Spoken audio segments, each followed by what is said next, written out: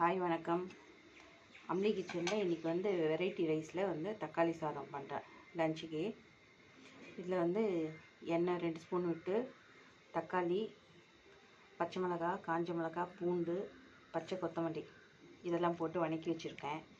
இதை ஆறுனதும் அரைச்சி சாப்பாடு தாளிக்கணும். வீடியோ பாருங்கள் முழுசாக.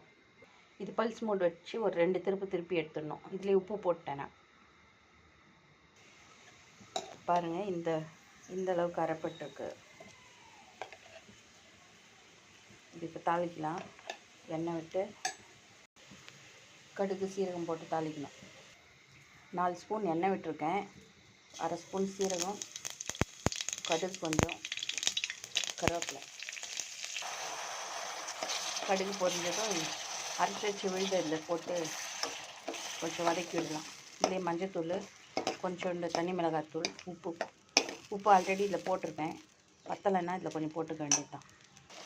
மஞ்சத்தூள், மிளகாத்தூள் போட்டாச்சு.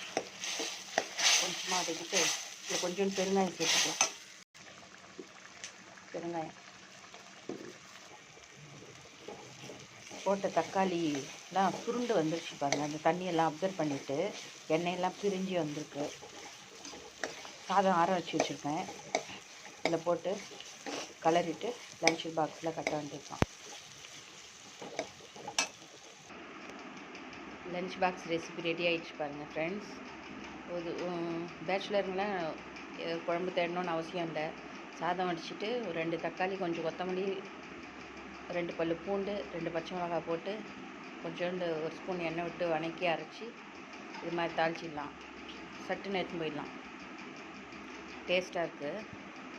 பாயில்டு முட்டை ஒன்று போட்டுட்டு போயிட்டோம்னா தொட்டுக்கிறதுக்கு மத்தியானம் லஞ்சு ஃபினிஷ்டு. அம்லி கிச்சனில் நான் போடுற வீடியோஸ் உங்களுக்கு பிடிச்சிருந்தா சப்ஸ்கிரைப் பண்ணுங்கள், ஷேர் பண்ணுங்கள், பெல் பட்டன் அமுத்துங்க, கமெண்ட் பண்ணுங்கள். ஓகே, பாய்.